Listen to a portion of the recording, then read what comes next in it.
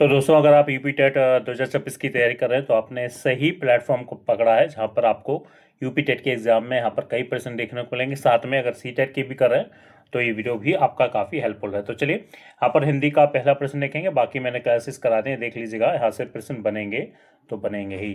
तो चलिए, यहाँ पर है आज का पहला प्रश्न। प्रश्न का दूसरे से स्टार्ट करेंगे, जो महत्वपूर्ण वही प्रश्न रखे हैं। कवि शब्द का स्त्रीलिंग क्या होगा? देखिए, कवि शब्द की स्त्रीलिंग की अगर बात करें तो ये अगर पहली बात इसको बोला जाए, इसका स्त्रीलिंग शब्द होता है कवित्री। ठीक है ना, ध्यान रखिएगा, इसका स्त्रीलिंग शब्द होता है कवित्री, इसका राइट आंसर हो जाएगा। और ये कई बार यूपी टेट में आपका पूछा गया है, तो इसको जरूर पढ़कर जाइएगा, कवि का स्त्रीलिंग शब्द क्या होता है। ठीक है ना। चलिए, अगला प्रश्न आपके सामने स्क्रीन पर ये रहा। अति सुंदर का संधि, माफ कीजिएगा, यहाँ पर विच्छेद नहीं, संधि क्या होगा? यानी अति प्लस सुंदर का संधि क्या होता है? हम सभी जानते हैं, इसको अति सुंदर भी लिखा जाता है, संधि होने पर इसको अति सुंदर भी लिखा जाता है। ऑप्शन बी के साथ यहाँ पर जाएंगे। ठीक है ना। चलिए, अगला प्रश्न यहाँ पर देख लेते हैं। अगला प्रश्न आपके सामने है, क्या है? तो यहाँ पर पूछा जा रहा है, काला अक्षर भैंस बराबर किस अलंकार का उदाहरण है? देखिए, पहली बात तो है, यहाँ पर इसकी तुलना की जा रही है, बराबर यानी भैंस से काला अक्षर भैंस बराबर। तो जहाँ पर तुलना होती है वो यानी उपमा अलंकार की पहचान होता है, मतलब पढ़ाई में बिल्कुल कमजोर है, ये यहाँ पर पूछा जा रहा है। तो यह उपमा आपका अलंकार है, ध्यान रखिएगा, जहाँ पर हम तुलना करते हैं, यानी उसकी तरह दिखाते हैं। तो बी ऑप्शन यहाँ पर हो जाएगा। बाकी मैंने पिछली वीडियो में बता दिया था, हिंदी की क्लास कराई है, उसमें मैंने अलंकार के रूपक, अतिशयोक्ति, अनुप्रास क्या क्या होते हैं सारा कुछ बता दिया है। चलिए, अगला यहाँ पर है, चिड़िया उड़ गई वाक्य में क्रिया है। देखिए, चिड़िया उड़ गई वाक्य में क्रिया क्या है? उड़ गई। देखिए, क्रिया क्या होती है? खाना पीना चलना, ये क्या होता है? जो भी क्रिया हमसे की जाती है। तो ऑप्शन नंबर डी यहाँ पर हो जाएगा। चलिए, अगला प्रश्न आपके सामने क्या है, यहाँ पर देख लेते हैं। यहाँ पर देखिए, रखा गया आपके सामने, कुशार्ग शब्द का अर्थ क्या है? तो भैया, कुशार्ग शब्द का अर्थ क्या होता है? बहुत तेज हो जाता है, राइट आंसर, यानी बुद्धिमान, जल्दी समझने वाला। ठीक है ना। तो यहाँ पर राइट आंसर ऑप्शन बी हो जाएगा। चलिए, अगला यहाँ पर देख लेते हैं। अगला प्रश्न आपके सामने स्क्रीन पर ये रहा। यहाँ पर पूछा जा रहा, महत्व प्लस आय का संधि से कौन सा शब्द बनता है? देखिए, महत्व प्लस आय की अगर यहाँ पर बात की जाए तो भैया ये क्या हो जाता है? महत्व हो जाता है, ध्यान रखिएगा।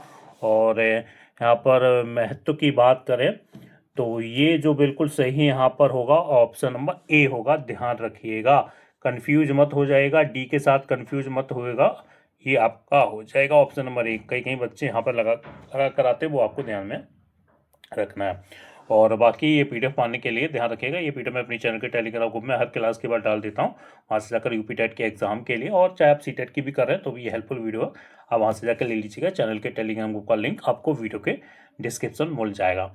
चलिए, अगला प्रश्न है, पुस्तक शब्द का पर्यायवाची क्या है? देखिए, पुस्तक शब्द का यहाँ पर शब्द का पर्यायवाची क्या है? तो देखिए, पुस्तक की अगर बात करें तो ये है, इसका समानार्थी अर्थ हो जाता है, यानी पर्यायवाची मीन्स क्या होता है? समानार्थी अर्थ।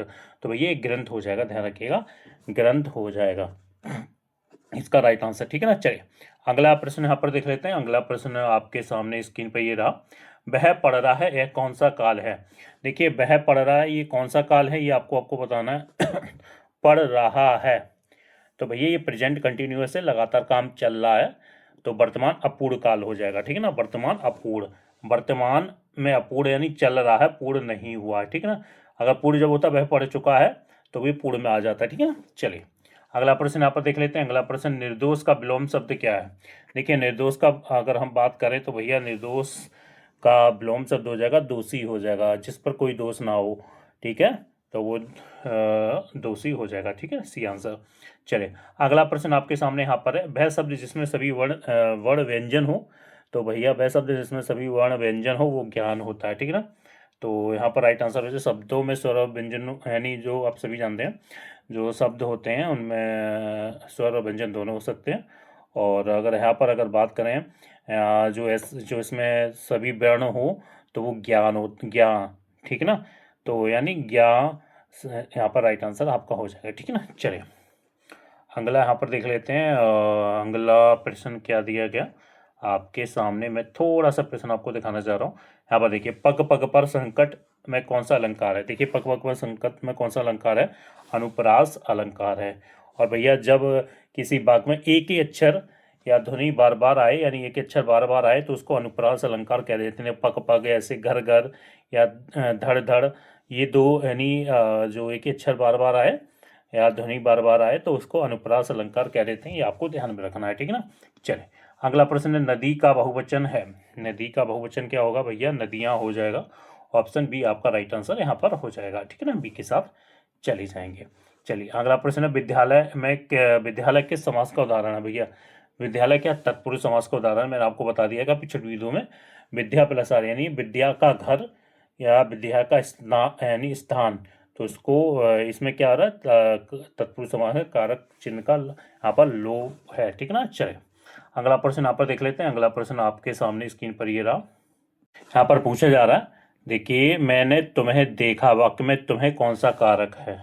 देखिए, तुम्हें यहाँ पर बात की जा रही, तो यहाँ पर बात की जाए कर्म, यह यानी किसे देखा? तुम्हें देखा, यानी सीधी बात पर प्रभाव डालता है, यानी कि जो किसे देखा? तुम्हें, तो ये कर्म कारक हो जाएगा राइट आंसर। और बाकी कर्म मैंने कारक को लेकर आपको भी डिटेल बता दी, पिछला वीडियो देख लीजिएगा। तो यहाँ पर सब प्रश्नों को लिया गया था, उत्तर आपको बताए गए, ताकि ये प्रश्न काफ़ी रिपीटेड प्रश्न है।